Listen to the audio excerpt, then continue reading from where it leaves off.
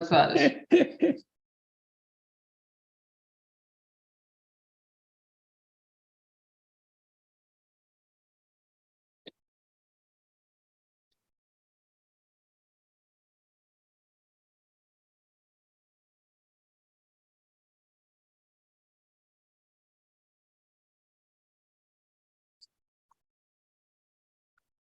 Boa tarde a todos, bem-vindos à nossa quarta e última Improbable Talk, que hoje é sobre o tema de Improbable Biodiversity. Estas talks são parte de um projeto que se chama Biopolis e que é liderado pelo CBio, sendo o CBio um centro de investigação para a biodiversidade da Universidade do Porto, e contando nesse mesmo programa Biopolis com a participação e a parceria da Porto Business School através do seu CBI, Center for Business Innovation. E então estas talks enquadram-se num subprograma ou num programa desse projeto Biopolis, programa esse que se chama Ignition e que tem como objetivo aproximar investigadores e tecnologia gerada nas universidades, aproximá-la do mercado e aproximá-la dos empreendedores. E com estas talks nós pretendemos exatamente confrontar a investigação com a ação, os investigadores com os empreendedores e como é que o mundo, quando junta estas duas realidades, se pode tornar um mundo de facto muito melhor. Hoje, o tema da talk é também Improbable Biodiversity, porque contamos com dois oradores muitíssimo qualificados e que têm um trabalho que eu considero muito interessante nesta área exatamente da biodiversidade. E antes de passar a palavra ao primeiro dos oradores, antes mesmo de fazer a sua apresentação, queria fazer um agradecimento, primeiro que tudo, à Ângela Lucas e ao Carlos Ribeiro por terem aceito este convite e por se empenharem, por prepararem esta apresentação que aqui nos vão fazer e o tempo que vão estar connosco. Muito, muito obrigado por isso, o vosso tempo é precioso e sei que aquilo que nos vão dizer também para nós é muito importante. Queria agradecer também à Porto Business School o convite que me fez para dirigir estas talks, e particularmente ao CBI e aqui representado pela Catarina Silva. Finalmente, uma palavra de agradecimento, como estamos na nossa última talk, à Trevia, que é a empresa que nos acompanhou não só na logística, mas numa parte muito importante na logística de todas estas iniciativas, do Ignition e particularmente destas talks, e que tem feito um trabalho extraordinário sem o qual não era possível nós estarmos aqui hoje. Feitos estes agradecimentos, enfim, e ao fim de 3 minutos da nossa hora, o que não é muito, eu queria começar por vos dizer umas palavras sobre as pessoas que nós temos aqui hoje conosco para nos falarem, e começando pela Ângela Lucas, que vai ser a primeira oradora. A Ângela, curiosamente, estando na área de biodiversidade, a Ângela é licenciada em Direito. Além de ser licenciada em Direito, é advogada, mas é licenciada em Direito, pós-graduada em Direito do Ambiente e do Urbanismo, pela Universidade de Lisboa, tem ainda um mestrado em Direito Administrativo com uma bolsa de mérito da Universidade Católica e concluiu, imagino eu, o Executive Program of Women on Boards na VDA, na Vera de Almeida Academia, e o Executive Education in Sustainability, ESG and Sustainable Capitalism, da, mais uma vez, Católica Lisbon, VDA Academia e Berkeley Law. Imagino que seja Berkeley University Law. É Berkeley University. Berkeley University. Atualmente, Ângela é consultora e investigadora da Católica Lisbon School of Business and Economics, particularmente no Center for Responsible Business and Leadership, nos temas de sustentabilidade, ESG e Objetivos de Desenvolvimento Sustentável nas empresas portuguesas. E assim está como se transforma uma jurista em algo extremamente útil para a nossa sociedade. A Ângela, sendo especializada em alterações climáticas e ordenamento do território, foi assessor e chefe de gabinete do Ministro do Ambiente e da Ação Climática entre 2017 e 2022, nas áreas de alterações climáticas, energia, economia circular, resíduos, recursos hídricos, reutilização de água, emissões industriais, recursos geológicos, etc., florestas e conservação da natureza. Anteriormente foi associada sénior na área de ambiente da VDA, portanto com prática de advocacia, que é uma sociedade de advogados, como eu penso que todos sabem, líder em Portugal. Ângela, bem-vinda, muito obrigado uma vez mais. The floor is yours. Estamos todos na expectativa de ouvir. Muito obrigada, Miguel. Queria só fazer uma nota relativamente ao que disseste. Ainda me falta defender a minha dissertação de mestrado. Ainda estou à espera, a aguardar, já entreguei, mas ainda estou à espera para defender. Portanto, na verdade, ainda não sou mestre. Bem, antes de mais, agradeço imenso o convite. É um tema que me é especialmente caro, face aqui ao contexto que o Miguel teve a simpatia e a gentileza de dar relativamente ao meu percurso. Eu, de facto, quando comecei a trabalhar em Direito do Ambiente, foi logo depois de acabar o curso, e era muito curioso porque, na altura, quando eu dizia que me tinha especialidade nesta área do ambiente, toda a gente achava muita graça, mas achava muito exótico, e não percebia muito bem o que eu fazia, e era assim uma coisa, ai, que giro, mas o que é que ela faz? Bom, e eu tinha um discurso muito tentativamente didático, que aliás é uma coisa que ainda hoje, quem está nestas áreas da sustentabilidade, acho eu que assume uma posição assim, sempre um bocadinho didática e quase missionária de puxar as pessoas e sensibilizar as pessoas para estes temas. Porque de facto, e ainda há pouco em off falávamos sobre o tema, e o meu colega aqui, o Carlos Ribeiro, que cumprimento, dizia bem que no fundo ainda há muito por fazer, não é? E nós que trabalhamos mais nestas matérias e nestas áreas, eu tenho muitas vezes a sensação que vivemos quase numa bolha, não é? Porque tudo à nossa volta gira em torno disto e quase nos cria a ilusão de que de facto estamos a melhorar, e estamos, mas de facto há imenso por fazer e temos de estar todos muito conscientes disso, e começa muito pela academia. Também dizia isso há pouco, a formação e a capacitação das pessoas é essencial para estreitar ou eliminar no limite, como se pretende, o gap entre muitas vezes quem está a liderar neste momento as empresas e organizações da sociedade civil e muitas vezes a formação mais clássica que se calhar teve no momento em que tirou o seu curso e em que estudou, e portanto o papel da academia, na minha opinião, é essencial para estreitar esse gap. E como o Miguel dizia bem, eu colaboro nos meus vários chapéus. O meu chapéu académico passa pela colaboração com o Center for Responsible Business and Leadership da Católica Lisbon, onde de facto queremos ter um papel muito ativo na tradução da linguagem, do encontro de linguagens entre o mundo corporativo e este mundo da sustentabilidade. Em particular temos um projeto que me é muito caro e de que eu faço parte da equipa, que é o Observatório dos Objetivos do Desenvolvimento Sustentável nas Empresas Portuguesas. Apresentámos, aliás, dia 3 agora de outubro, o nosso segundo relatório, o segundo ano do projeto, e que analisa precisamente como é que o mundo corporativo em Portugal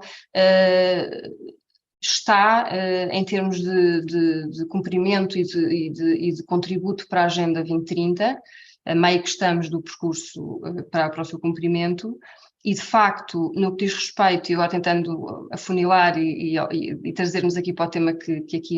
justifica esta conversa, que é a biodiversidade, de facto fica muito aquém, e muito em particular, em geral, e na Europa em particular, e muito em particular também em Portugal, o desempenho de Portugal nos ODS 14 e 15, portanto, de proteção da vida marinha e de proteção da vida terrestre, respectivamente, é um desempenho negativo. Aliás, nos dados da Eurostat, o ODS 15, portanto o tal da proteção da vida terrestre, consideram que nem sequer há dados para poder ranquear, digamos assim, onde é que está Portugal quanto a esse ODS. E dos outros todos que estão mapeados, o 14, o tal da proteção da vida marinha, é o que está com pior desempenho. E, portanto, eu convidava-vos a ler o relatório, ou pelo menos nesta parte, e pescar, porque nós fizemos mesmo uma análise ODS a ODS sobre o estado em que Portugal se encontra, com o levantamento do estudo e análise de todos os relatórios que saem todos os anos, e os mais recentes sobre desenvolvimento sustentável, enfim, sob a égide da ONU, mas também levantamentos que o próprio Eurostat, o INE fazem, e portanto há dados muito concretos que nos demonstram que de facto estamos aquém nestas matérias, e temos mesmo de fazer um esforço. E, enfim, na Europa há todo um histórico que nos trouxe até aqui, não é? E daí haver muitas iniciativas do ponto de vista também regulatório, de tentar puxar de volta para o território europeu este tipo de preocupações com a natureza e com a renaturalização do espaço, que aliás tem gerado bastante polémica para quem tem seguido o processo da lei do restauro da natureza a nível europeu, mas que a mim foi um dia muito feliz para mim saber que mesmo com os reveses e com alguns compromissos que foi preciso fazer-se, o processo está a avançar, e eu acredito que a lei estará para sair. Pronto, depois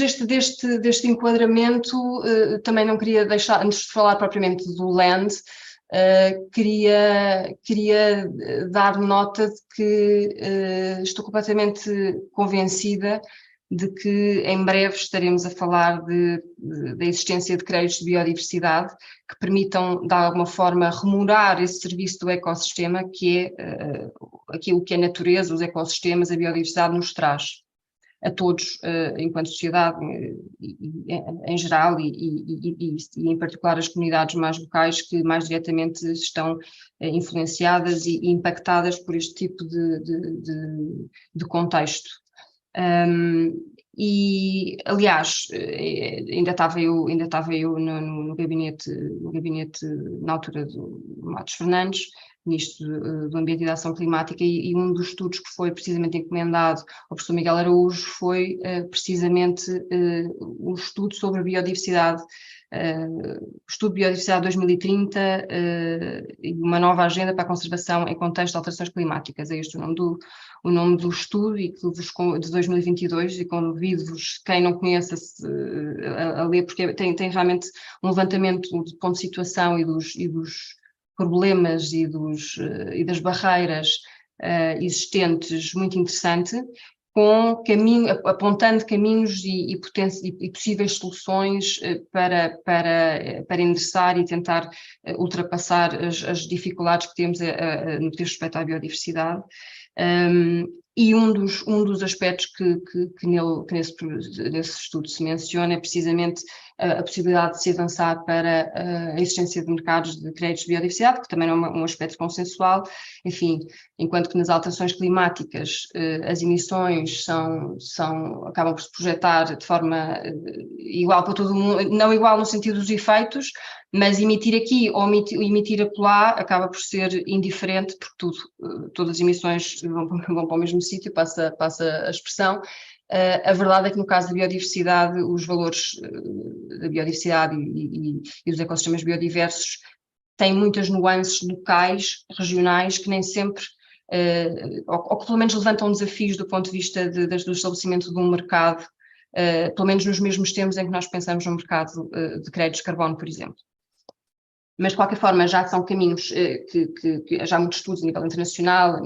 até já a nível nacional, como disse, que apontam no sentido de se desenvolver este tipo de mecanismos de monetização, traduzir em valor e poder contabilizar e traduzir em valor estes mais-valias, estes co-benefícios que os serviços dos ecossistemas trazem. E, portanto, neste contexto, gostávamos de falar um bocadinho então do LAND. O que é o LAND? O LAND é um fundo de investimento imobiliário. Do ponto de vista da forma, é essa a forma que assume, mas, enfim, de uma perspectiva, de uma maneira muito simplista, simples, mas também simplista, mas que acho que é importante para tentar transmitir-vos qual é que é a ideia subjacente.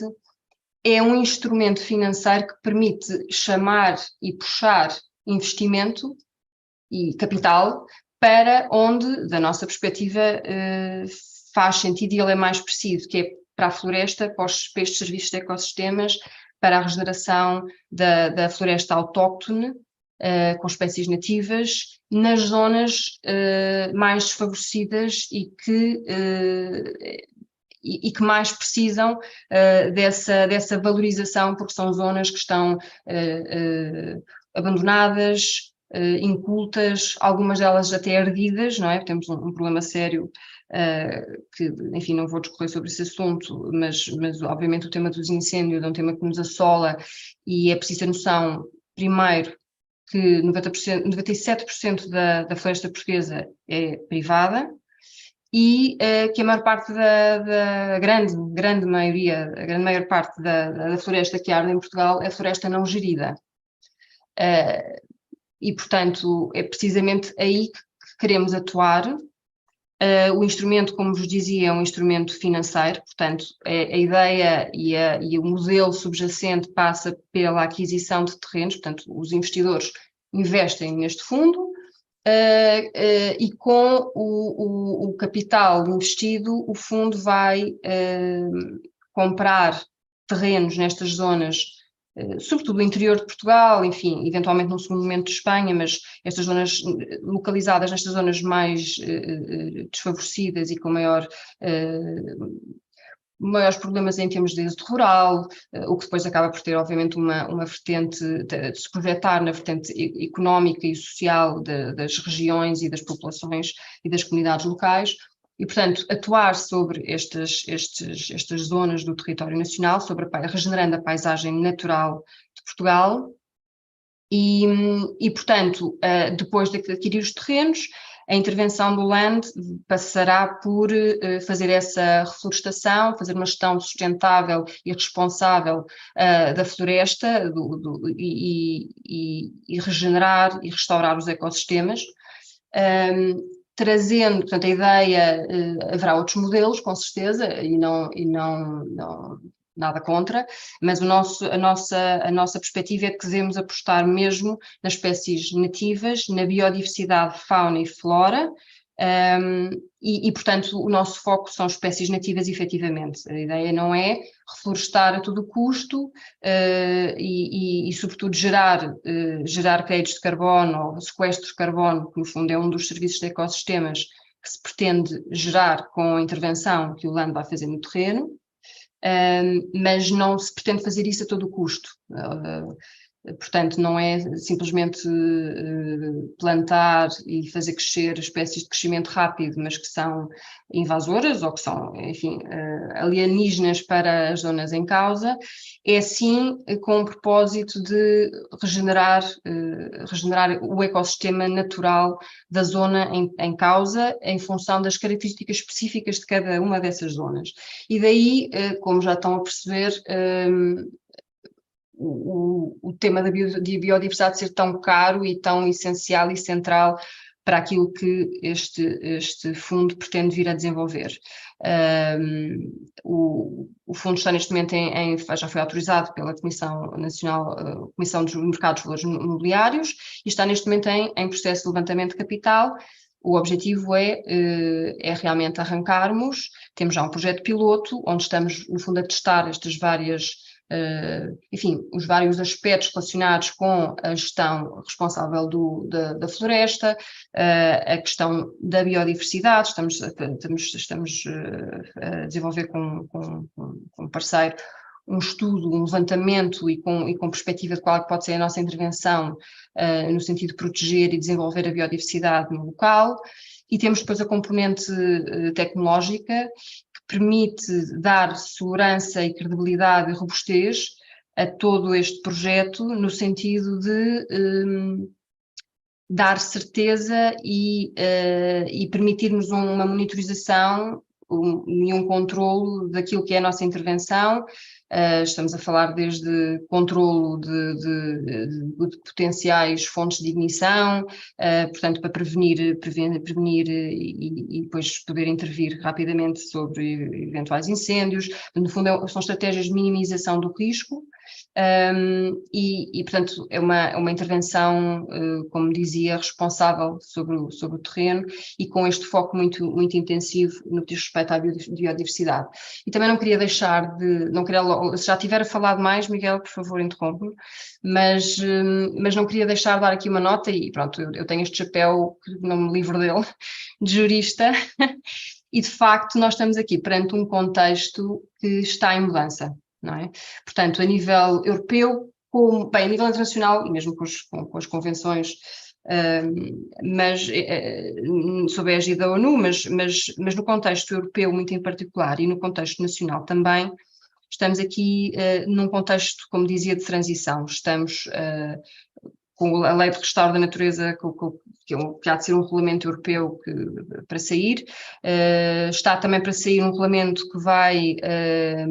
regular em que termos é que uma remoção de carbono deve ser reconhecida ou pode ser reconhecida como tal a nível europeu. Ao nível nacional, esteve em consulta pública e está para sair em breve, assim são as notícias, um regulamento que vai,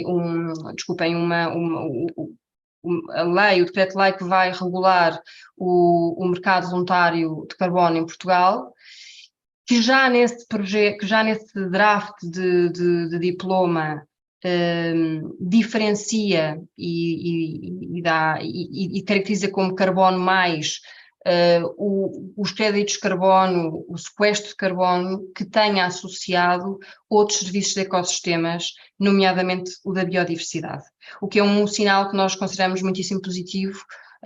porque de facto há que diferenciar e estimular uma abordagem integrada dos serviços de ecossistemas. E mais, na proposta de lei do Orçamento de Estado, que é conhecida desde há dias, houve já um sinal do Governo, na proposta apresentada pelo Governo, no sentido de que em 2024 se desenvolva um estudo para analisar se faz sentido um possível alargamento do futuro mercado voluntário de carbono também a um mercado voluntário de biodiversidade. E, portanto, vamos ver o que é que resulta depois na Lei do Orçamento de Estado afinal, mas em bom rigor isto vem na linha daquilo que vinha de trás, do estudo que vos falei no início da minha intervenção, do professor Miguel Araújo, e, portanto, eu vejo claramente um caminho neste sentido de valorizar de per si os serviços de ecossistemas, a floresta, um dos aspectos que o projeto de lei de orçamento de Estado também contempla são os chamados Vale Biodiversidade e Vale Floresta, portanto o Vale Biodiversidade no fundo para estimular e para retribuir os proprietários que desenvolvam e adotem práticas que promovam a biodiversidade e os serviços de ecossistemas, e o Vale Floresta, segundo o que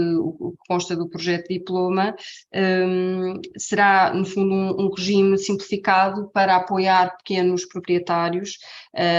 e que lhes atribuirá um determinado valor em função da área em hectares que detenham e que se proponham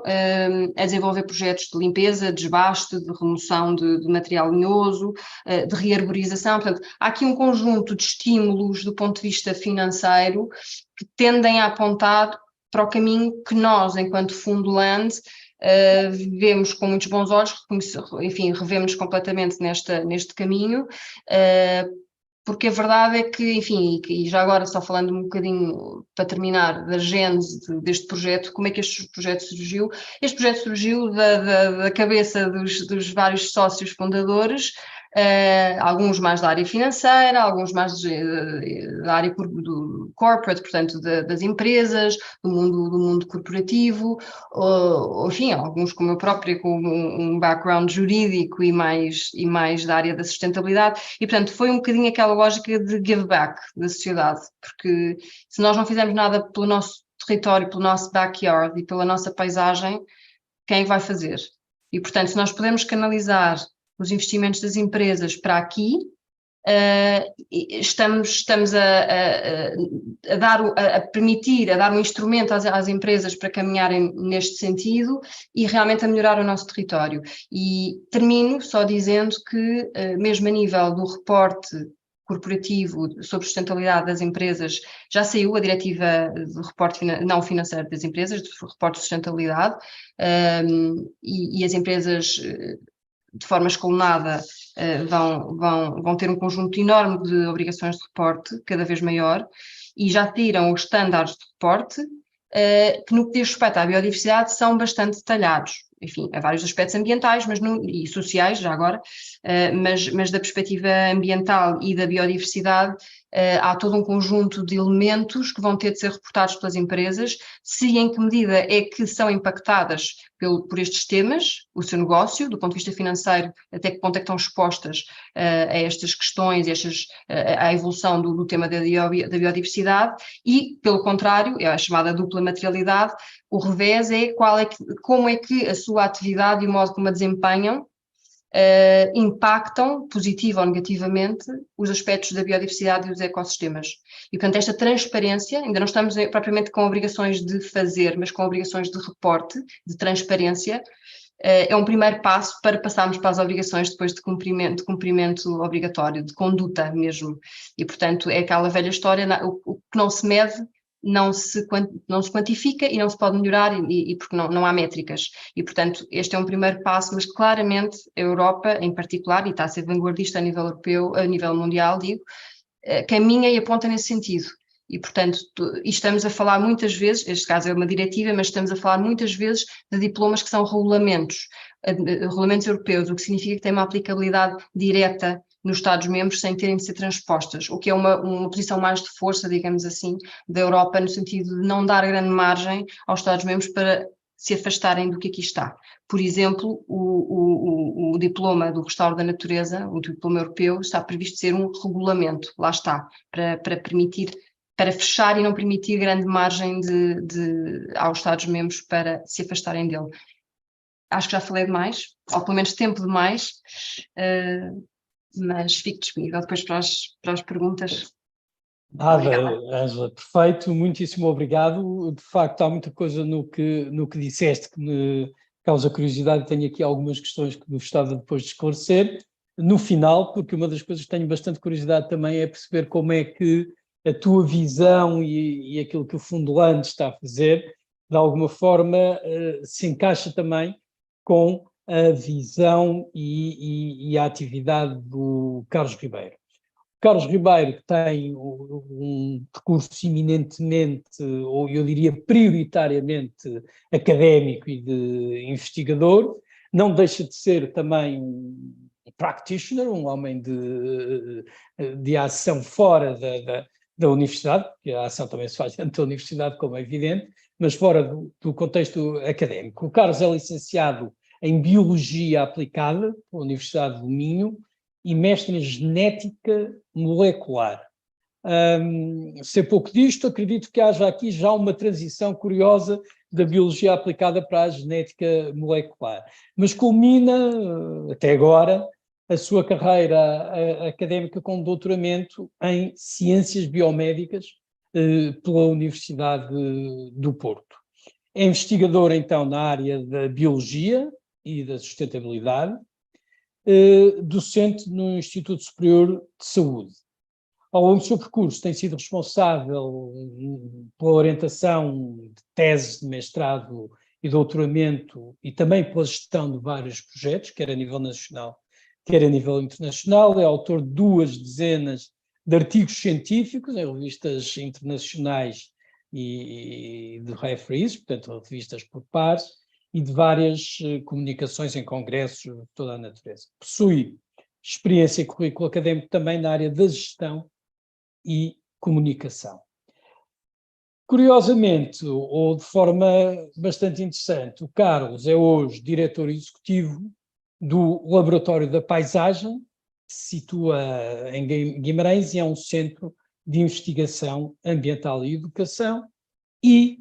é membro da equipa de coordenação de uma coisa muito importante, que eu espero que tenha muito sucesso, que é a candidatura de Guimarães à Capital Verde Europeia 2025. Não sei quando é que isto será anunciado, mas o Carlos depois poderá dizer-nos. Carlos, o floor is yours e ficamos a ouvi-los com muita atenção. Muito obrigado, Miguel. Agradecer para já naturalmente o convite para aqui estar, cumprimentar também a Ângela Lucas, não só pelo prazer de aqui estar a partilhar também esta talk com ela, mas também cumprimentá-la pelo projeto que tem, pela carreira que tem tido nesta área. Ficou aqui bastante claro aquilo que tem sido também o seu trabalho, o trabalho da Land, e acho que também levanta aqui questões muito interessantes, de facto, principalmente nesta área que hoje falamos. Eu antes de responder também essa questão, eu preparei aqui de forma muito prática também um conjunto de slides, porque me pareceu que pudessem ser também interessantes aqui para falar não só daquilo que é a atividade do laboratório, mas também a atividade que tem enquanto investigador, enquanto diretor do laboratório, mas situando também um pouco aquilo que nos traz do ponto de vista da biodiversidade. E quando fui desafiado a estar aqui presente, há sempre aquela dúvida do que é que nós, a tentação no fundo, partirmos já de uma base que não sabemos quem é o público e, portanto, perceber desde logo que às vezes pode faltar esse enquadramento daquilo que hoje estamos a falar e da emergência climática que hoje estamos a viver, mas depois passarei também, no fundo, apresentando um pouco daquilo que tem sido e que é a estrutura do Laboratório da Paisagem, aquilo que esteve na sua origem, mas também aquilo que são alguns dos projetos que desenvolvemos na instituição. Eu normalmente, e utilizo muito este cartoon, que no fundo é um cartoon de uma parábola do David Wallace, em que ele nos contava esta pequena história no fundo, de um peixe mais adulto que pergunta aos outros como é que está a água, e a resposta é um bocadinho nessa lógica do que afinal o que raiz é a água, se me permitem esta tradução literal. E que eu utilizo por uma razão muito simples, porque efetivamente há realidades que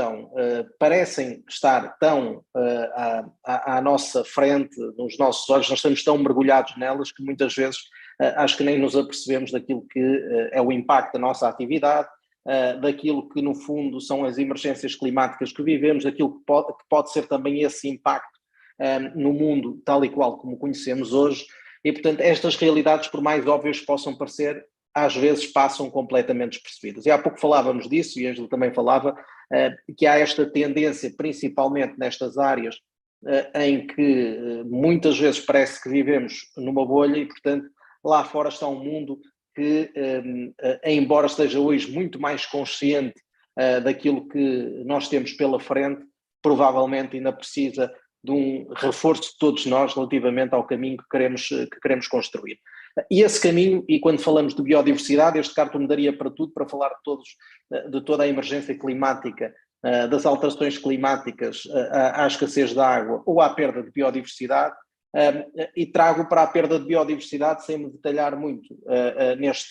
nesta imagem gráfica que trago, que até inclusive termina ali em 2015, mas o que se seguiu não foi muito melhor, que é no fundo aquilo que nós estamos a transformar a biodiversidade, não só em termos de perda, mas também o crescimento que estamos a ter em termos de espécies hoje ameaçadas nas diversas classes, e de que forma é que isto vai impactar no dia a dia, naquilo que comemos, naquilo que vivemos, no mundo que conhecemos, e no planeta que temos. E portanto, então se formos verificar aquilo que é no fundo este índice, o Biodiversity Intactness, que é no fundo aquilo que é o que está inalterado do ponto de vista de biodiversidade, percebemos que poucos são os lugares do mundo onde de facto essa alteração não tem sido efetiva e crescente e, portanto, obriga-nos a uma resposta muito concreta, quer do ponto de vista das políticas enquanto mundo, enquanto país, enquanto cidade e enquanto indivíduo. E, portanto, também é por aí que vou querer ir nesta apresentação. E só para terminar esse enquadramento de biodiversidade, nós até há bem pouco tempo tínhamos 3 caminhos. Eu acho que destes 3 provavelmente já fomos reduzindo um, mas é no fundo dizermos para onde é que nós queremos ir neste momento. Ou nada fazermos e, portanto, com uma consequência óbvia daquilo que vamos tornar o planeta. Depois, com os esforços de conservação, aumentando estes esforços de conservação, mas que no fundo podem até estabilizar um pouco aquilo que é o contexto que hoje já temos e que não é o mais agradável, ou então nós de facto, de uma vez por todas, termos ações muito mais concretas do ponto de vista daquilo que é a produção sustentável, o que é consumo sustentável, o que são os nossos esforços de proteção e conservação também na área da biodiversidade. Portanto, eu não digo que este seja o momento-chave já foi lá atrás e nós continuamos a adiar e a tirar para a frente esse momento-chave, mas de facto é um momento em que cada vez mais é preciso liderança pelo exemplo nestas circunstâncias. E por isso eu começava aqui a falar do laboratório, que é este edifício que vocês aqui veem, localizado em Guimarães. Nós não trabalhamos exclusivamente para o território de Guimarães, mas a verdade é que o Laboratório da Paisagem nasceu precisamente de uma relação tripartida e de um investimento da Câmara Municipal de Guimarães, da Universidade do Minho e da Universidade de Trás-os-Montes e Alto Douro, muito nesta resposta que as cidades hoje têm que dar, que é de assumirem que, independentemente das transformações que podem existir à escala global, há um caminho que as próprias cidades também têm que fazer. E, portanto, têm que fazer no sentido em que metade da população mundial vive em cidades, porque 5 mil milhões de habitantes estão previstos viver na cidade em 2030, os números vão crescendo, vão sendo atualizados e, portanto, parte-se do pressuposto que há aqui uma ação e um espaço muito importante para que as cidades adotem políticas na área ambiental que, no fundo, suportem também a decisão política, que, no fundo, suportem com conhecimento aquilo que são as estratégias das cidades. E por isso o laboratório surge dessa forma e depois foi-se transformando também ao longo do tempo e incrementando em termos de ações, mas foi assim que nós nascemos em 2014, por via desta relação tripartida. Em termos de eixos, eu diria 3 fundamentais, um que tem a ver muito com a investigação aplicada ao território, seja ele em Guimarães ou fora de Guimarães, muito foco, claro, na educação e na sensibilização ambiental, porque percebemos, e eu mais à frente demonstro, no fundo, que este há de ser sempre o pilar mais importante para consolidar a transformação dos cidadãos que nós queremos, no fundo, gerar. Depois, aqui um outro eixo de gestão de candidaturas, também de gestão de projetos, de novas fontes de financiamento, porque assim têm que viver os centros de investigação. E também muito de comunicação, a comunicação ambiental e também de reforço da literacia ambiental, que é também um dos pilares que nós queremos, no fundo, fomentar e continuar a fomentar. Do ponto de vista de áreas,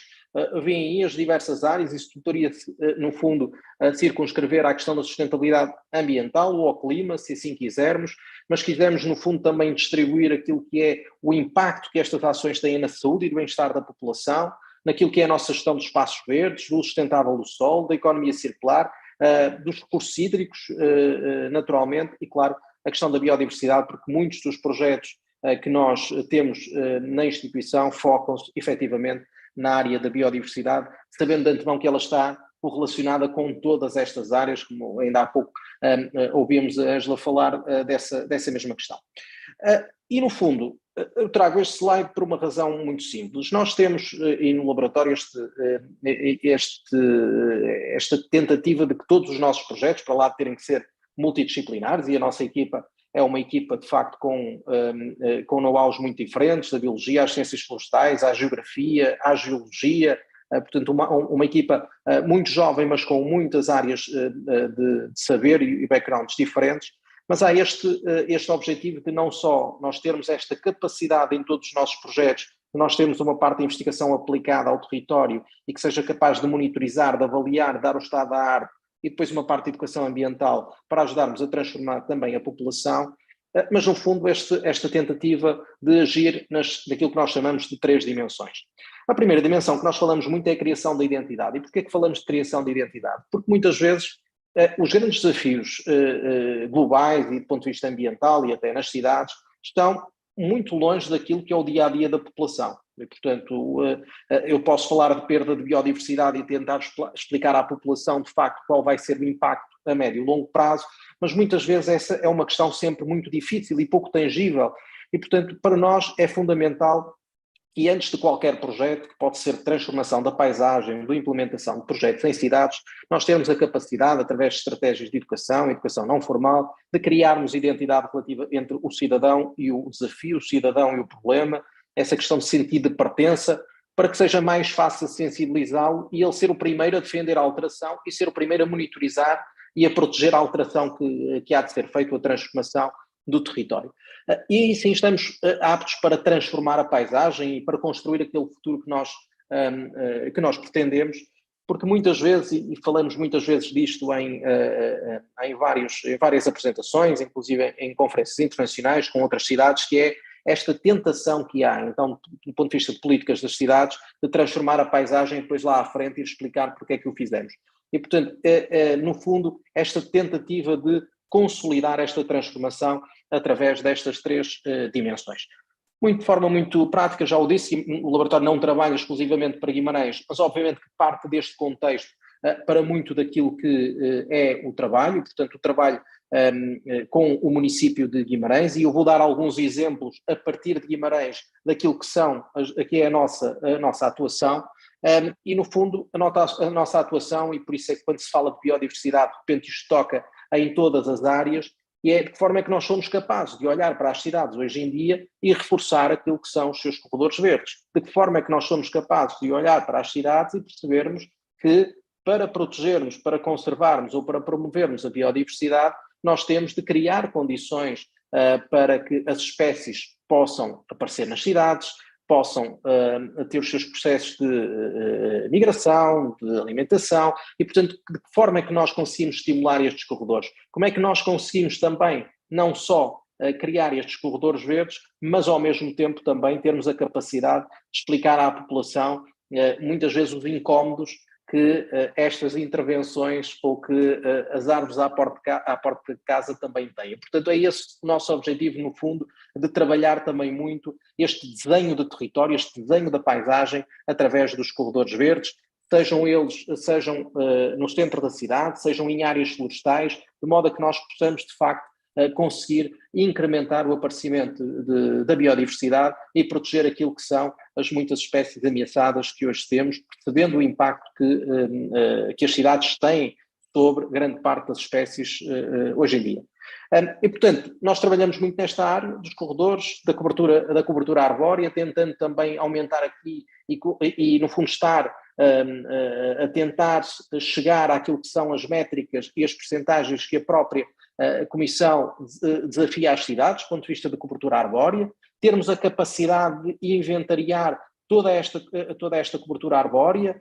termos a capacidade também de adequar à regulamentação que bem o Governo Central propôs ainda recentemente e que as cidades têm agora que responder, e portanto trabalhamos também muito nesta área, não só da formação, mas também da avaliação deste património arbóreo, tentando demonstrar às pessoas os tais serviços de ecossistema que estão inerentes a estes corredores e que não são só de sequestro de carbono, de biodiversidade, são de qualidade de vida, são da saúde, da própria saúde, de sabermos viver os espaços, e isso vimos durante a pandemia, portanto não precisamos certamente de uma nova pandemia para nos explicar a importância destas áreas verdes. Ou de que forma é que nós podemos regenerar as cidades? De que forma é que nós podemos olhar para as cidades, para as tais zonas degradadas, solos contaminados, e os podemos transformar em locais que podem ser de utilização da comunidade e, de facto, promotores da biodiversidade que defendemos. E por isso também trabalhamos muito numa área que me parece absolutamente fundamental, obviamente que do ponto de vista científico há sempre esta necessidade de nós publicarmos para a comunidade científica, mas há aqui um trabalho que tem que ser feito também para a comunidade em geral, através de publicações técnicas que nos expliquem o que é que nos rodeia, a importância do que nos rodeia e o que é que está ao nosso alcance de fazer para proteger estas espécies, e é isso que temos feito também de forma regular no laboratório, para além naturalmente dos trabalhos científicos que temos. E no fundo, temos trabalhado também muito, também a pedido do município de Guimarães, no Plano de Ação de Biodiversidade, que é um instrumento que, para lá de um instrumento inicial de diagnóstico daquilo que é a ocorrência de espécies, a riqueza, a diversidade de espécies que existem no território, mas também sermos capazes de propor ações para o futuro que possam incitar à sua conservação. E, portanto, hoje, felizmente, por fruto dessas métricas, dessa experiência, das equipas dedicadas que hoje temos também a trabalhar nestas áreas, e também pelos cidadãos, já vou explicar como, hoje temos uma capacidade de termos dados muito maior do que tínhamos no passado. E isto, no fundo, demonstra isso, ou seja, demonstra a nossa capacidade de termos hoje métricas que não tínhamos no passado e, portanto, muito mais facilmente nós vamos adequar as nossas medidas às necessidades das cidades. Mas para isso precisamos também de uma outra coisa que me parece absolutamente determinante, que é o envolvimento dos cidadãos. E foi isso que nós definimos em 2015, quando começamos a trabalhar este plano de biodiversidade, que era saber de antemão que nós o podíamos trabalhar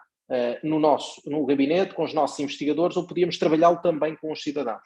E, portanto, houve aqui, na altura, até com investimento privado, o desenvolvimento de uma aplicação móvel, que hoje é absolutamente fundamental para os dados que hoje temos do ponto de vista de biodiversidade. São mais de 600 espécies que foram identificadas pelos cidadãos, com formação, com ações promovidas por nós, e que hoje nós podemos dizer, sim, nós temos estes dados, fruto, claro, do trabalho das nossas equipas, mas também muito fruto do trabalho dos cidadãos. E, portanto, este mapa, por exemplo, demonstra aquilo que é a utilização nos vários locais, no contexto de cidade, nas várias freguesias do concelho, a utilização destes instrumentos de participação cidadã. E aquilo que resulta, no fundo, e vem também nesse gráfico à direita, no fundo, observações do passado para agora. E, portanto, é com este aumento de observações que nós estamos hoje mais perto de perceber o diagnóstico que temos pela frente no território. Por isso é que nós dividimos sempre estes planos e não o fazemos só na biodiversidade, mas é o que eu trago hoje aqui, que é, há duas partes que não se podem, que temos sempre que integrar e que não se podem dissociar. Uma é o trabalho técnico, científico que temos que ter, os pontos de amostragem, aquilo que naturalmente as melhores metodologias de identificação que conhecemos nos permitem fazer, mas depois há um outro lado, que é o dos citizen scientists, que nós não podemos perder, ou seja, este envolvimento, porque este envolvimento compromete na defesa, no fundo valoriza o envolvimento dos cidadãos também, porque eles sentem que estão a ser úteis para os dados que hoje aqui somos capazes de apresentar, através das mais variedíssimos instrumentos, com ações de campo, com ações de formação, com ações respondendo também àquilo que são os desafios europeus. Hoje temos cidadãos, e podemos dizê-lo, muito mais ativos nestas áreas, mas também a perceberem muito mais a importância daquilo que é a nossa biodiversidade. E conseguimos ter essas métricas também através dos estudos de percepção que fizemos em 2014 e que repetimos em 2020 numa parceria com a Universidade das Nações Unidas, percebendo de facto que as pessoas estão a testemunhar e a perceber esta transformação. E, portanto, esse é o caminho que nós queremos continuar, ou seja, não só queremos mudar o território e promover a biodiversidade, mas queremos que os cidadãos nos acompanhem e percebam porque é que estão a transformar e porque é que o território está a ser transformado. E, portanto, temos, de alguma forma e de forma reiterada, tido várias ações de formação nas várias classes para explicar também metodologias interessantes que os cidadãos também podem adotar ou que podem também acompanhar os nossos investigadores e, claro, como é evidente, os nossos investigadores também naquele que tem sido o trabalho de campo da equipa dedicada ao longo de todo o território para fazer todas estas amostragens. Estamos a falar, por exemplo, só no último ano de 12 ações de formação, envolvimento de mais de 150 cidadãos nestas ações de participação e, portanto, nós acreditamos que isto é essencial de facto para essa consolidação do conhecimento. E é por isso que hoje temos esta quantidade de informação, felizmente, por isso é que temos cidadãos ativos que mesmo antes de serem investigadores já, no fundo, conseguem identificar espécies. O caso do Daniel, que não trabalhava, agora trabalha connosco, mas não trabalhava connosco na altura em que identificou estas espécies e, portanto, no fundo, ter esta particularidade de fomentar essa consciencialização cidadã. Agora, obviamente que depois todas as outras formas de observar a fauna, de perceber também aquilo que é a biodiversidade em contexto urbano ou em contexto florestal, e sermos capazes de pegar também nestes instrumentos e utilizá-los também, quer no contexto de comunidade, quer no contexto escolar, é para nós também absolutamente fundamental e dá estas imagens que também muito nos agrada. Mas temos-lo feito de alguma forma, e isso também queria deixar claro, com um enfoque muito forte na educação ambiental nas escolas. Nós coordenamos e dinamizamos um programa de educação ambiental. Aqui trouxe-vos apenas 2 números, os números de 2015 e 2016, quando surgiu o projeto, para 2022-2023. Estes números só relativos ao contexto de Guimarães, às 98 escolas, aos cerca de 20 mil alunos. Hoje estamos a fazer mais de 800 ações por ano com a nossa equipa dedicada, acreditando que este é de facto um momento essencial para nós construirmos a tal sociedade que acreditamos que vai ser muito mais consciente, e felizmente temos notado que estes jovens são hoje os primeiros a querer estar na linha da frente de todos estes projetos que vamos tendo. Quer através das ações que envolvemos nas áreas verdes, quer através das diversas atividades, que grande parte delas, o programa Pegadas, o programa de educação ambiental, não é obviamente só sobre biodiversidade, mas grande parte das atividades são, claro, de biodiversidade. São mais de 100 atividades que nós desenvolvemos, muitas delas já muito estruturadas, inclusive é para se perceber qual é o impacto do ensino de educação ambiental com saídas de campo ou meramente teórico, com o toque nas espécies ou apenas com o toque nos livros. E, portanto, perceber de que modo é que isto pode também influenciar a aquisição de conhecimento. É um trabalho que estamos a fazer, por exemplo, na educação ambiental para os polinizadores e para a importância dos polinizadores. A forma como nós vamos às escolas ou trazemos as escolas ao laboratório, ou as ações de capacitação que fazemos nas escolas e também para a comunidade, é isto que acreditamos que é essencial não perder e não desistir deste trabalho de educação ambiental. Partindo do pressuposto que há também um aspecto aqui fundamental, que é, se nós queremos construir com os mais jovens a cidade do amanhã e a cidade do futuro, convém também que não nos esqueçamos, está na hora deles poderem também ser os arquitetos daquilo que vão ser as cidades do futuro. E, portanto, algumas das nossas ações são precisamente dar-lhes estas ferramentas e pedir para que sejam eles a transformar a cidade que querem ver, e depois fica do nosso lado o compromisso de tentar transformar a cidade tal e qual como eles desejam, sejam coisas às vezes mais fáceis, outras menos fáceis, seja construir mapas pedonais com a ajuda deles, seja construir alterações no território através de postais da cidade, de que forma é que nós os podemos chamar e convocar para esta transformação. Felizmente, o programa de educação ambiental está hoje a ser replicado também por nós no Brasil, numa cidade com desafios no Mato Grosso completamente diferentes, como devem calcular,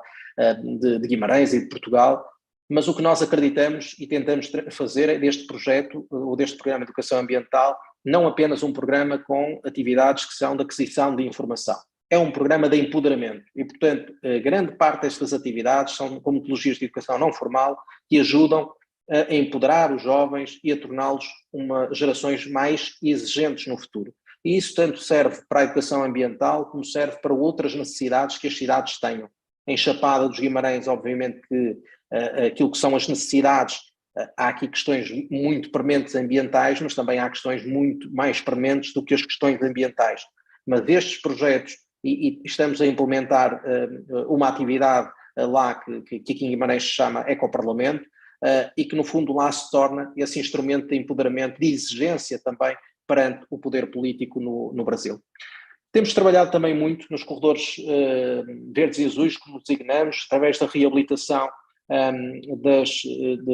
da galeria ripícola, daquilo que pode ser também o impacto na melhoria da qualidade da água, no estado ecológico da água, e temos percebido que felizmente é possível também às cidades trabalharem esta monitorização da qualidade do estado ecológico da água, porque nós obviamente temos dados pela Agência Portuguesa de Ambiente, mas eles são muitas vezes genéricos, até com pontos de amostragem reduzidos, e portanto também é importante para as cidades terem esta capacidade de irem monitorizando aquilo que são as suas ações e o impacto que elas estão a ter ainda na qualidade dos nossos rios, e que para Guimarães obviamente é determinante, e ainda estão longe, é preciso reconhecer, daquilo que é a qualidade que ambicionamos. Ou então, como percebemos que a economia circular da gestão de resíduos também se relaciona tanto com a biodiversidade. Falamos dos microplásticos, daquilo que é o impacto dos microplásticos nos sedimentos dos rios, mas também nos organismos, de que modo é que já está a afetar o desenvolvimento destes mesmos organismos nos rios. Há muita literatura relativa ao mar, mas nós temos que trabalhar também muito com os rios, porque os plásticos vão parar ao mar de alguma forma, e portanto também aqui temos feito esse trabalho. O trabalho também, e apressando-me no fundo, um trabalho também muito na área das espécies invasoras, absolutamente fundamental, e trouxe aquelas imagens ali em cima por uma razão muito simples. Em cima está um projeto que nós desenvolvemos de controle de invasoras e de gestão do espaço num sítio arqueológico, para demonstrar o quê? Que as invasoras são um problema do ponto de vista da biodiversidade, do ponto de vista daquilo que é a flora autóctone, mas também, inclusive em alguns sítios, daquilo que é o impacto mesmo para o nosso património arqueológico e cultural, e portanto a importância destes trabalhos multidisciplinares nas cidades, com centros de investigação, com centros de cultura, para podermos responder de forma muito mais célere àquilo que são os principais desafios que temos. Claro que do ponto de vista das invasoras, o desafio é constante e, portanto, cabe-nos a nós, por exemplo, novas soluções perante novas ameaças e novas invasões, com a utilização de malhas biodegradáveis, o impacto que isso está a ter, aquilo que pode ser de novidade também para a comunidade científica. Portanto, também nós utilizamos muito as cidades, e neste caso, obviamente, Guimarães, como um laboratório vivo que também nos permite essa experimentação em desafios muito concretos. Ou de que forma é que nós somos capazes de convocar a população, convocar o setor privado, o setor público, para poderem reflorestar ou florestar zonas do território. Até no âmbito, no setor privado, da sua responsabilidade social e ambiental, ou até pode ser com uma estratégia de team building, porque no fundo consegue o objetivo que nós queremos. Felizmente, essa participação tem crescido e queremos que ela continue naturalmente com o envolvimento de todos. Ou através, e há pouco a Ângela falou muito nesta questão, que é a forma como nós olhamos para o território, como olhamos para os solos abandonados, as terras abandonadas, e conseguimos transformá-las. Neste caso, com a incubadora de base rural, através da capacidade ou da capacitação de jovens agricultores ou de jovens empreendedores, para ser mais preciso, pessoas que no fundo se querem lançar neste modelo ou nesta área, através da capacitação, na criação de modelos económicos e, no fundo, depois oferecendo estas alternativas de espaços e de terras que vale a pena de facto explorar e que têm aqui uma ligação muito direta, como se compreende, também com a biodiversidade. E a forma, claro, onde nós vamos aumentando esta capacitação dos operacionais, das cidades, aqueles que estão no dia-a-dia a responder às reclamações, a falar com os cidadãos e que têm eles também que ser os principais atores desta transformação. Ou então, o modo como olhamos para todas estas ferramentas e conseguimos, no fundo, adaptar as cidades às alterações climáticas, mas adaptá-las sem pôr em causa aquilo que é a biodiversidade, sem pôr em causa a transformação do território, ou de que modo é que nós podemos demonstrar às pessoas o impacto e os tais serviços de ecossistema da arborização, muitas vezes do ponto de vista da diminuição da temperatura, e explicar às pessoas que às vezes um ou outro inconveniente de ter um inseto a entrar em casa ou uma folha a entrar em casa, que é muito inferior àquilo que são de facto as mais-valias e serviços de ecossistema que prestam as nossas árvores em contexto de cidade. Somos também co-chairs do grupo Áreas Verdes e Biodiversidade, da grande rede europeia de cidades Eurocities, até agora juntamente com a cidade de Utrecht, nos Países Baixos, a partir deste ano também com a cidade de Estocolmo, na Suécia, portanto, onde nós aproveitamos para partilhar boas práticas, para aprender, para partilhar com outras cidades aquilo que tem que ser a transformação de todos. E só para terminar, utilizando também esta frase de que obviamente nós somos muito mais fortes se formos juntos, e é neste sentido, no irmos juntos, no irmos irmos com a população, que temos também trabalhado muito com a comunidade e com grupos de voluntários que vão crescendo no território, com planos de ação, com capacitação para que eles saibam o que podem fazer, o que está ao alcance deles fazer, e portanto isto é a cobertura do território em voluntariado ambiental em Guimarães, e com quem nós temos trabalhado também de forma muito ativa. Porque falamos sempre em sequestro de carbono, já agora, este é o desafio com o qual temos trabalhado com Guimarães, e Guimarães tem. É uma das 100 cidades para a neutralidade climática, selecionada, uma das 3 portuguesas, juntamente com Porto e Lisboa. O desafio é muito grande, é diminuir 80% das emissões até 2030, manter este sequestro de 20% daquilo que é a nossa atividade. E para o fazermos também, temos que o fazer envolvendo o setor privado, ajudando também o setor privado nesta transformação, porque 77% das emissões vão ter que ser reduzidas pelo setor privado. Ângela há pouco falava desta importância também do setor empresarial, de também ser envolvido e ter estes instrumentos ou estas recomendações. Nós sabemos que o tecido económico, por exemplo, em Guimarães é recheado de pequenas e médias empresas que muitas vezes não estão obrigadas a algum tipo de reporte, não têm estruturas, e por isso estamos a ajudá-los também a medir a pegada carbónica, a desenvolver planos de sustentabilidade para que eles também possam fazer parte desta transição. Há muito para fazer, e por isso é que utilizamos estas fotos tiradas num rio em Guimarães, inclusive na pandemia, porque até a Rã Verde teve direito a máscara sem precisar em tempos de Covid.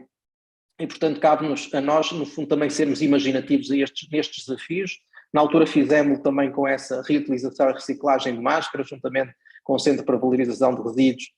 e com a startup To Be Green, no fundo, de transformar também estas máscaras e deixar que elas também parem nos nossos rios. E terminar em 50 segundos para dizer, há um objetivo no fim de linha, muito, muito ambicioso para lá da neutralidade. É que, no caso de Guimarães, cheguemos, e estamos também a trabalhar com Guimarães nisto, cheguemos a 2050 com uma cidade de um só planeta. Esta cidade de um só planeta é uma visão que temos, ajudando também àquilo que tem sido a nossa métrica. Temos medido a pegada ecológica municipal, numa parceria com a Universidade de Aveiro e com a Global Network Footprint, e temos também medido a pegada ecológica individual através da calculadora com a nossa comunidade. Estamos ainda muito longe desse objetivo de gastar apenas aquilo, pelo menos aquilo que temos, mas é obviamente o nosso objetivo primeiro, é isso que também queremos, de transformar esta cidade num planeta. E portanto eu deixava agora só em 30 segundos, só que eu julgo que vou ter que fazer outra vez aqui, se me permitem, o compartilhamento, porque me faltava aqui uma coisa que eu tinha que fazer, e portanto agora sim, e portanto deixávamos só com 40 segundos, respondendo ao Miguel também. Guimarães teve a notícia de que não foi capital verde europeia, não será capital verde europeia em 2025, foi uma das 3 finalistas, conjuntamente com Graz e Vilnius. Vilnius acabou por ganhar, a capital da Lituânia, mas já foi assumida uma nova candidatura para 2026 e, portanto, no próximo ano, Guimarães continuará a sonhar nesta cidade de um só planeta.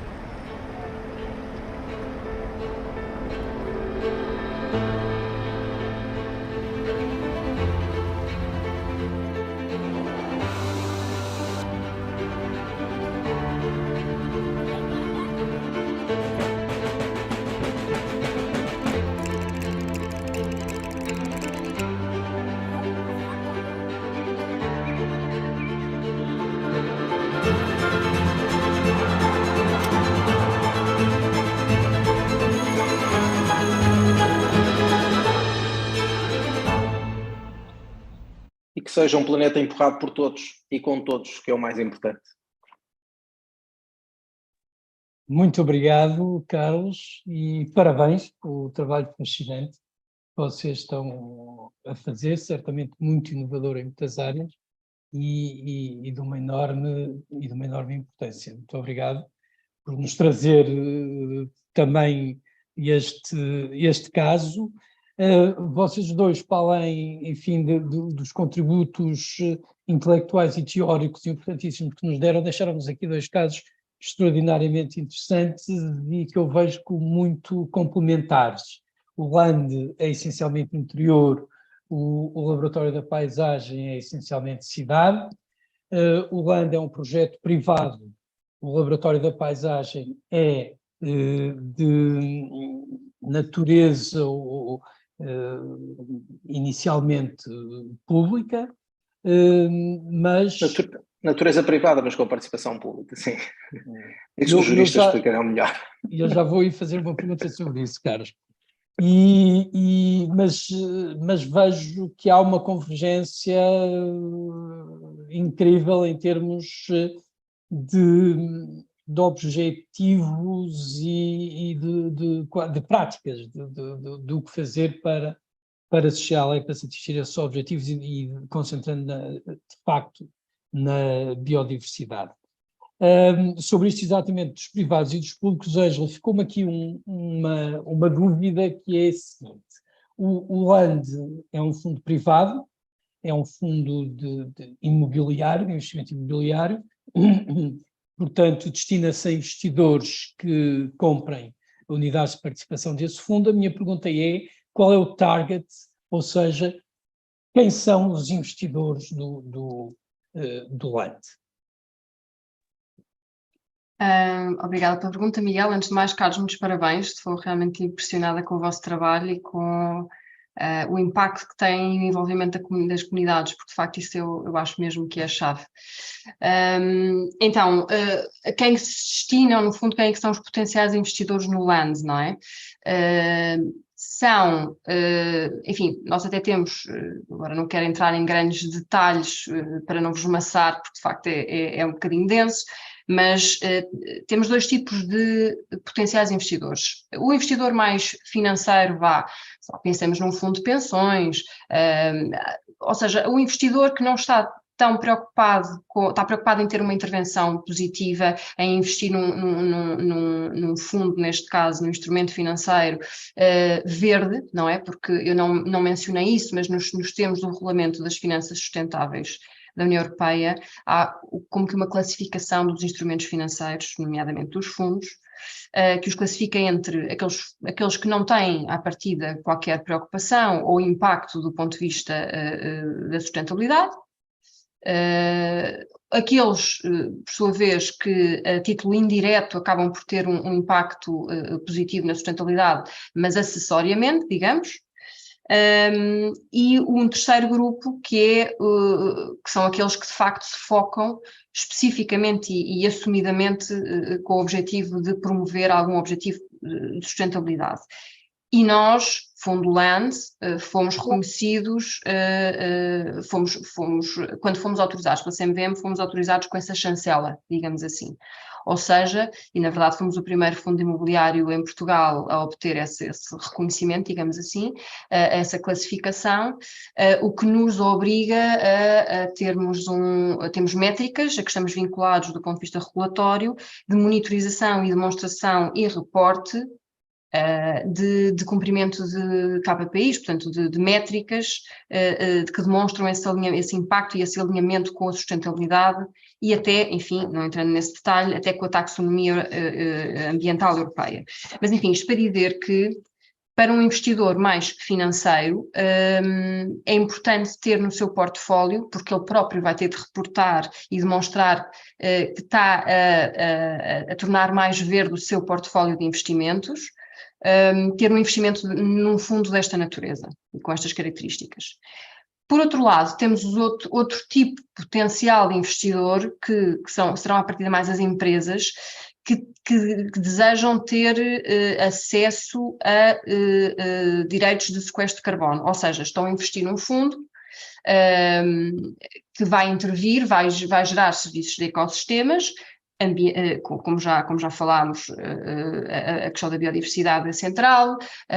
uma preocupação muito séria com a gestão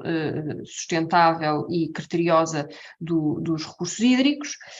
mas que também gera, então, um terceiro tipo de serviço ecossistema, que é o sequestro de carbono, e que pode, por isso, enquanto empresa que tem a sua pegada de carbono e que a tem de medir, como o Carlos dizia há pouco, vocês fazem a medição, primeiro tem de se medir, depois tem de perceber de que medida, de que modo é que podemos reduzir as emissões, portanto mitigar a nossa pegada na fonte, reduzir o mais possível do ponto de vista técnico e tecnológico aquilo que podemos fazer para termos menos emissões, nós enquanto empresa, digamos assim, e depois há uma fatia remanescente daquelas emissões que não são passíveis face ao conhecimento atual e tecnológico existente à data, reduzir e eliminar, e portanto para essas pode entrar uma lógica de compensação, sempre numa lógica de último reduto e não substituindo aquilo que é o ponto prévio, que é prevenir e evitar e reduzir as próprias emissões ao máximo possível. Mas para esta franja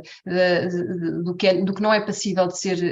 reduzido para já, pode entrar então esta compensação através do acesso e da compra de direitos de sequestro de carbono. E, portanto, este fundo, como eu dizia, tem, para os potenciais investidores mais financeiros, não estão tão interessados em ter acesso a este sequestro de carbono, é um investimento como outro qualquer, simplesmente tem, do ponto de vista financeiro, como outro qualquer, mas tem este impacto positivo no ambiente e no território, e na sua estratégia de portfólio verde, digamos assim, para uma empresa que a emissora pode ter acesso, portanto, a uma distribuição em espécie dos direitos de sequestro de carbono que lhes permite abaterem ou compensarem a sua pegada. E, portanto, esta característica muito própria, muito única e muito inovadora, enfim, nós tivemos durante bastante tempo em discussões e a conversar com o regulador para lhes explicar toda esta mecânica de como é que se geram e como é que se monitorizam e como é que se validam o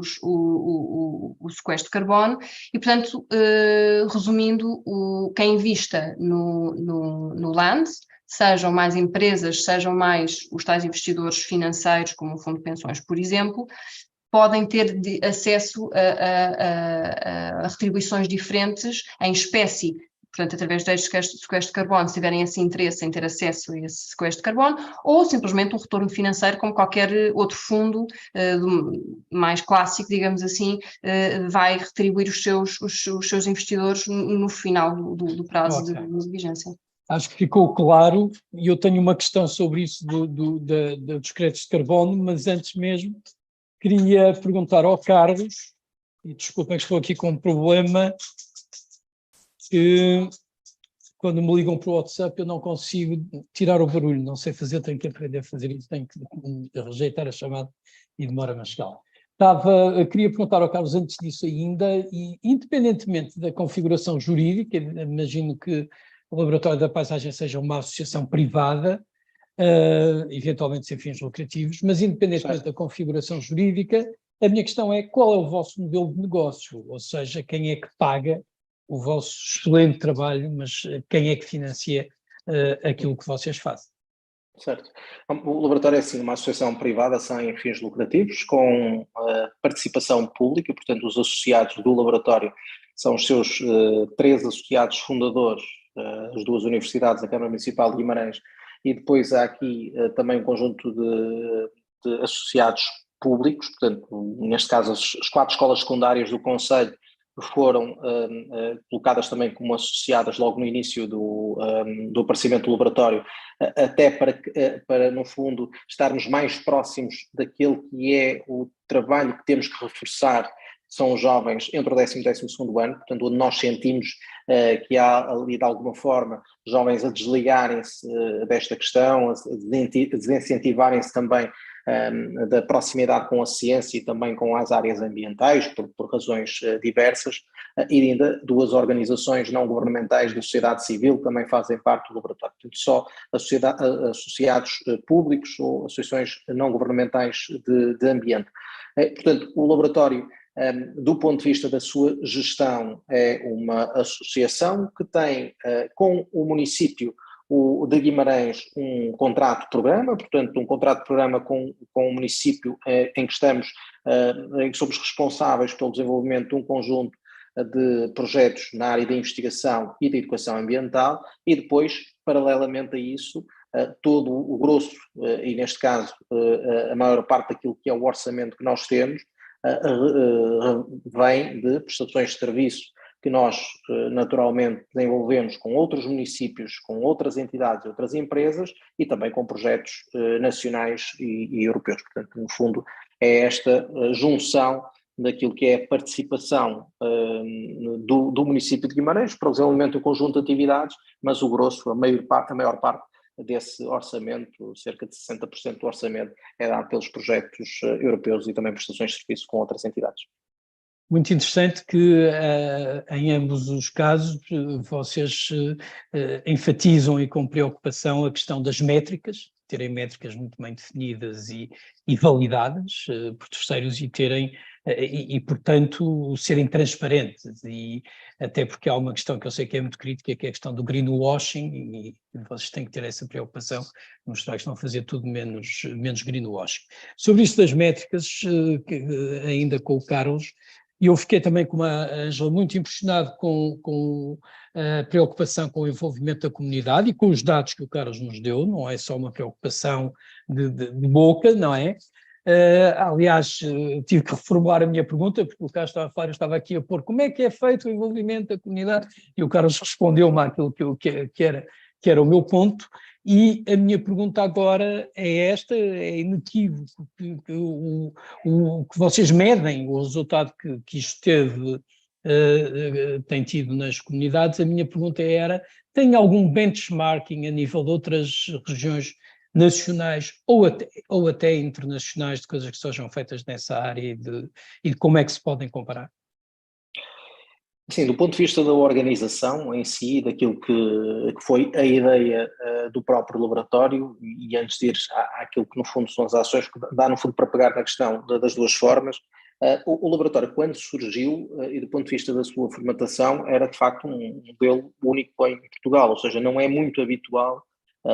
nem era em 2014, nem é agora, haver um investimento direto local em investigação, porque é disso que estamos a falar, em investigação aplicada ao território por parte do município. Portanto, nós estamos pouco habituados a isso, felizmente eu acho que este paradigma está a alterar-se, mas também para perceber que este tipo de instituições podem ser instrumentos fundamentais para suportar uma decisão política muito mais acertada, muito mais consciente e sólida, quando por trás tem, de facto, um centro de investigação, juntamente com as universidades, que no fundo validam ou não aquilo que são as intervenções ou os projetos que as cidades pretendem fazer, que os municípios pretendem fazer. E, portanto, à escala daquilo que é conhecido, não era propriamente fácil de nós percebermos esta dinâmica em termos de instituição. Do ponto de vista do envolvimento, eu diria que esse, neste momento, é o grande desafio, ainda o grande desafio da maior parte das cidades. Eu acho que em Portugal, felizmente, nós temos exemplos de cidades que trabalham muito bem também o envolvimento, isso é preciso ser dito, mas trabalho com a comunidade não é propriamente fácil. Não é fácil por aquilo que eu dizia no início, porque muitas vezes nós estamos a falar de temas que no dia a dia ainda não impactam verdadeiramente e, portanto, a população tem alguma dificuldade de ainda discutir estes temas, apesar de hoje estar mais consciente. Percebe-se que isto se altera claramente com as novas gerações e que se está a alterar com as novas gerações, mas, por exemplo, é uma grande dificuldade para grande parte das cidades europeias que nós conhecemos, porque a distância daquilo que é o poder político para os cidadãos é ainda muitas vezes maior do que aquilo que nós estamos habituados a ver no contexto territorial, em Portugal e nas nossas cidades. E, portanto, eu diria que nós, obviamente, que temos tentado, desse ponto de vista, até nas várias redes nacionais e internacionais que estamos, perceber as formas de ir estimulando esta participação pública, que não é fácil. Quer dizer, nós podemos ter excelentes métricas, felizmente temos excelentes e conseguimos provar esse envolvimento, mas é muito difícil. Quer dizer, é um processo difícil porque é um processo que, se não é reforçado de forma contínua, nós rapidamente perdemos outra vez a população. Aliás, falávamos disso até antes de começar esta sessão, que era o tal lado otimista de nós acreditarmos que as gerações estão a mudar, mas do lado realista de dizer assim, ok, mas nós temos que continuar a reforçar isto, porque não é muito fácil falar de ambiente, falar de sustentabilidade, quando as pessoas têm um conjunto de outras privações e estão a debater-se que um conjunto de outras necessidades, até quando falamos em energias renováveis e depois percebemos aquilo que é a percentagem de pessoas que vivem em pobreza energética, percebemos de facto que isto são temas muito difíceis e, portanto, tentar o envolvimento da população perante estes cenários de contexto socioeconómico, de contextos geopolíticos, não é propriamente fácil. Portanto, nós tentamos isso, tentamos obviamente também perceber com as outras cidades aquilo que pode funcionar melhor ou pior, partilhamos também muito com elas, porque eu acho que isso é fundamental, e também nós, a cada momento, nos temos que reinventar para estimular a participação do cidadão. Eu acho que a forma mais fácil de nós garantirmos o envolvimento é nós, de facto, demonstrarmos que o seu envolvimento não é só para que a fotografia seja boa, mas é porque o dado que está ali a ser recolhido é também fundamental para nós, para a cidade e, portanto, para a população em geral, e que, por outro, quando nós pedimos envolvimento do cidadão e até dos jovens em planos de cocriação, em planos, sejam eles para a circularidade da água ou para a biodiversidade, é nossa obrigação fazer de tudo para que haja o seguimento, para que os cidadãos tenham acesso também àquilo que é o cumprimento do próprio plano, às métricas desse plano e que consigam muitas vezes ver as ideias que tinham vertido para aqueles documentos tornar-se realidade. A principal causa de descomprometimento das pessoas e de afastamento das pessoas é quando, e nós ouvimos muitas vezes a expressão, é quando o plano vai mais um plano para a gaveta e, portanto, não se consegue verificar no dia-a-dia essa transformação. E essa é a responsabilidade que temos cada um de nós. Obviamente que no laboratório não temos não chegamos ao ponto da responsabilidade de ter que intervir no território, porque esse cabe naturalmente às cidades, mas é da nossa responsabilidade tudo fazer para que essa transformação seja efetiva e para que esses dados e essa transparência dos dados seja devolvida à população, para que não acabemos por perder aquilo que estamos a tentar construir. Sem dúvida, mas eu ainda vou um bocadinho mais fundo e para terminar, que nós já estamos bastante,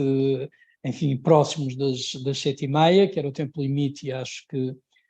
tivemos aqui um excelente debate em cima das vossas fantásticas intervenções. Eu acabava com uma provocação, como gosto de fazer, Carlos, que é dizer assim, e na sequência do que disse, indo um pouco mais profundamente, o Carlos mostrou aí um gráfico com 3 caminhos que nós temos. O primeiro, business as usual, e é a desgraça. O outro, pode ser que ainda recuperemos alguma coisa, está tudo amarelinho, ou amarelo torrado, no sentido de que não evitamos a crise climática. E o terceiro, em que o Carlos diz, e eu assentei aqui, sustentabilidade da produção e sustentabilidade do consumo. Então eu pergunto, e se não houver de facto esse enfoque na sustentabilidade, na produção e no consumo, para que é que serve o trabalho que vocês andam a fazer? Para que é que serve a LAND andar a sequestrar carbono? Tem algum interesse o trabalho que a LAND anda a fazer ao fim e ao cabo? Carlos? Sim, eu diria que o trabalho que estamos a fazer, e admito que a LAND também, é um trabalho para no fundo, conseguir mitigar aquilo que já é o impacto que cada um de nós tem sobre os territórios e sobre o planeta. Agora, nós, naturalmente, tudo aquilo que vai ser feito de preparação nestas áreas não é suficiente e nunca será suficiente. Cada um de nós, e não são os outros, porque muitas vezes nós falamos dos outros, mas somos nós, cada um de nós nas suas decisões. E o mais difícil quando se fala nestas questões de sustentabilidade, do consumo e da produção, é se verdadeiramente cada um de nós está disposto a mudar e alterar os seus comportamentos, sabendo de antemão que essa alteração vai ter um impacto. E provavelmente vai ter um impacto na sua autonomia quando deixamos o carro e passamos a utilizar o transporte público, quando compramos menos roupa ou quando compramos ou quando escolhemos algum tipo de alimentação, isso vai ter um impacto. E, portanto, eu diria que as pessoas estão sempre dispostas a mudar, desde que isso não interfira naquilo que é o nível de vida que temos e naquilo que são as opções que temos. Só que esse é o problema, é que neste momento nós temos mesmo que mudar, sabendo de antemão que as nossas escolhas vão significar provavelmente uma forma diferente de estar na sociedade. E aquilo que se está a tentar fazer, e as empresas, apesar de tudo, estão a tentar fazer, é correr este caminho, dizer assim, ok, mas nós temos que transformar, mas temos que continuar a transformar de modo a que as pessoas não sintam essa diferença quando tiverem que optar. E esse é o caminho difícil, vamos ver se ele vai a tempo daquilo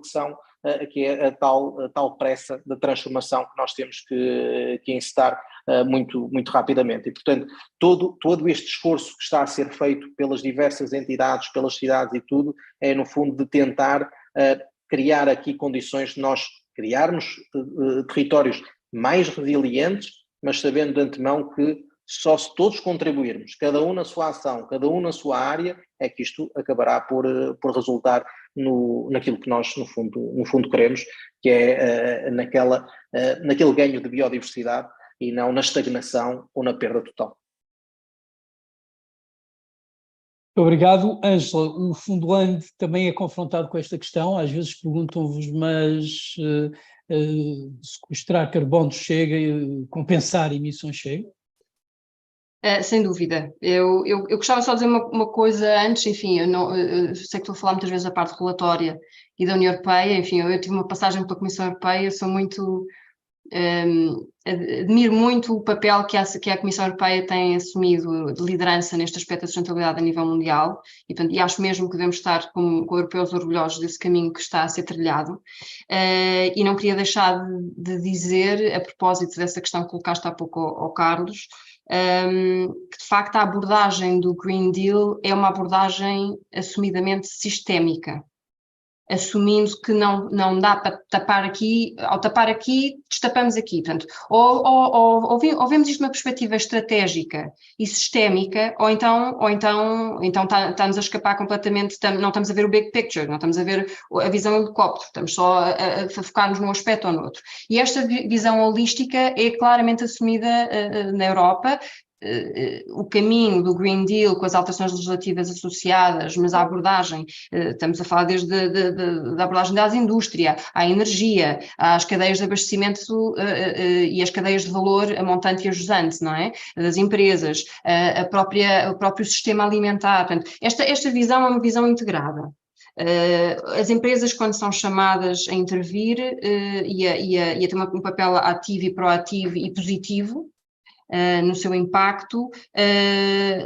são convocadas desta perspectiva muito holística. Aliás, os estándares de reporte que são fixados a nível europeu são mesmo muito transversais. E já agora, voltando a um ponto que há pouco o Carlos mencionou sobre os desafios que a nível, por exemplo, no caso de Guimarães, não é muito focado, o tecido empresarial muito focado em pequenas e médias empresas, é verdade que não são a prioridade e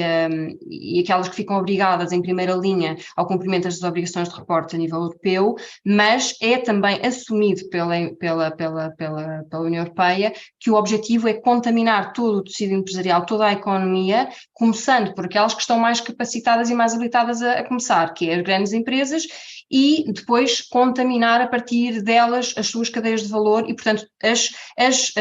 pequenas e médias empresas, mesmo as não cotadas, porque as cotadas vai-lhes ser aplicável esta regulação de forma direta num segundo momento, mas mesmo as não cotadas, as típicas PMEs que nós temos, que são fornecedoras de outras grandes empresas,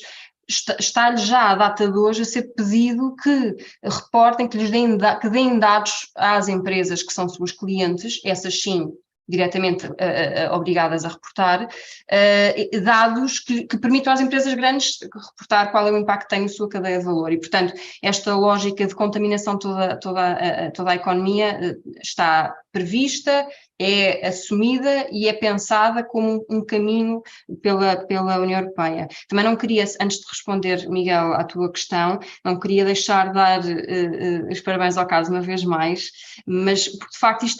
vocês têm um exemplo vivo daquilo que é uma parceria para o desenvolvimento, que é aquilo que o ODS 17, que no fundo é aquele que liga todos os ODS, promove e visa fomentar. E vocês ligando as várias, conectando os várias entidades da sociedade civil, desde a academia aos níveis de governação pública, regional, local, e toda a sociedade civil, no fundo convocando os cidadãos, etc. Isso é um exemplo vivo e do melhor que eu tenho visto de concretização do ODS 17. Portanto, parabéns, porque eu acho que é um ODS muitas vezes, como não é tão objetivo e tão evidente como é que se concretiza, fica um bocadinho para trás, quando na verdade é chave para concretizar em grande medida todos os outros. E agora, tentando responder um bocadinho, Miguel, àquilo que foi a tua última questão, que no fundo são os desafios, as dúvidas que são colocadas a projetos deste tipo, nomeadamente projetos de sequestro de carbono, presumo que no fundo seja também um bocadinho essa a tua é para aí que no fundo apontas. Enfim, como pretendi deixar claro, espero que tenha ficado, o LAND não é um projeto que se foca apenas em carbono e sequestro de carbono, de todo. É muito mais do que isso, achamos, aliás, que é muito redutor falar disso. À data de hoje, porque há um mercado a desenvolver-se, mercado voluntário de carbono, isso acaba por ser a commodity mais reconhecida, mas não é só aí que nós queremos estar. Nós queremos realmente ter uma abordagem de tornar, como já disse, o território mais resiliente, mais renovar e restaurar a paisagem, e esta vertente da biodiversidade, este nexo que eu acho que é muito importante termos presente de mitigação e adaptação às alterações climáticas, com a água e com a biodiversidade, que aliás tem sido também muito claramente conectado na regulamentação que já saiu e que está em pipeline, é claramente o nosso modo de abordar o tema. O tema do greenwashing e a crítica que tem sido muito sonante aos mercados voluntários de carbono, aos créditos de carbono, aos projetos que geram este tipo de sequestro. Enfim, para já, em alguns casos percebe-se a razão de ser, porque não é tão evidente aquilo que aportam de incremental em termos de sequestro face àquilo que já existia antes. Mas a única forma, nós precisamos de sequestrar, para além de reduzir emissões, como eu dizia no início, mas os relatórios do IPCC, do painel intergovernamental para as alterações climáticas, é claro no sentido de dizer que nós não conseguimos alcançar a neutralidade carbónica em 2050 sem a parcela, a componente respeitante ao sequestro de carbono e ao aumento destes carbon sinks, não é? Portanto, deste tipo de sequestro, que pode ser também tecnológico, há várias formas, mas estes sequestros de base natural, chamados Nature-Based Solution, como é o caso do LAND, um projeto, no fundo, se desenvolve a partir do sequestro natural na floresta e no solo, etc., são uma componente essencial e sine qua non para alcançarmos a neutralidade carbónica. Portanto, eu acho que temos de olhar sempre para o sequestro de carbono e para os direitos de sequestro de carbono e créditos que daí se possam gerar como uma das componentes, não é a solução, sem dúvida que não é, mas é uma solução e que também não se pode matar se apenas não conseguimos alcançar a neutralidade, e isso combate-se com um mercado e com regras que sejam claras, transparentes, robustas, reconhecidas, auditáveis e auditadas efetivamente, e que confiram credibilidade e segurança, seja a quem desenvolve projetos desta natureza, porque não quer ser conotado e confundido com um greenwasher que não é de todo aí que quer estar e que está de uma forma responsável, e por outro lado quem utiliza e acede a estes créditos como uma das formas de ter um impacto positivo além da sua cadeia de valor. O que é que quer dizer com isto? Primeiro, as empresas, no caso especificamente das empresas e das instituições, das entidades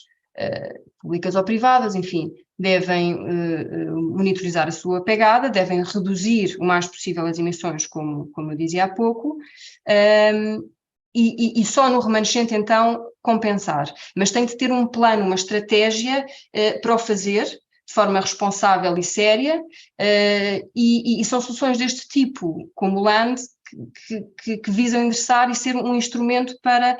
utilização e por parte destas entidades que queiram fazê-lo de uma forma responsável e, no fundo, aportando esses outros co-benefícios associados ao território nacional, à promoção da sua resiliência e ao restauro dos ecossistemas. E, portanto, eu vejo isto de uma forma muito positiva e como um instrumento que as empresas vão precisar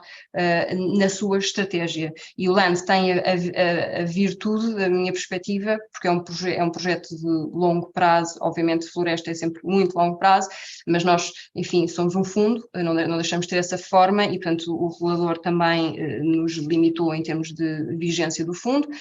é previsto ter 15 anos, passível de ser renovado por ciclos de 5 anos, que são os ciclos de, já agora, monitorização e contabilização do carbono, e, portanto, podemos ter bem mais até do que 15 anos, no limite, mas esse período de vida do fundo e de alguém que invista num fundo como o LAND permite dar previsibilidade e visibilidade a uma componente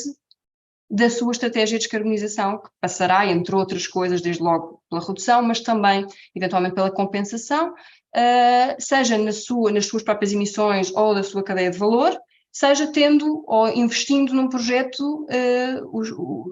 positivo para a natureza e para o clima, que vai até além daquilo que é a sua própria estrutura de controle, que é a sua própria atividade, ou os seus fornecedores da montante, ou os seus clientes ajudantes. Portanto, é uma perspectiva integrada, uma vez mais, e estratégica, aquela que as empresas devem ter quando olham para este tipo de projetos. Não como a solução, nós não somos a solução para qualquer emissão, não somos uma justificação para uma continuidade de um business as usual. Não somos. Primeiro é preciso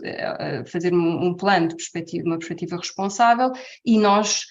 ou qualquer projeto desta natureza que siga estes princípios basilares, deve ser só um contributo e uma parcela para esse caminho responsável que as empresas devem mesmo e têm mesmo de começar a fazer.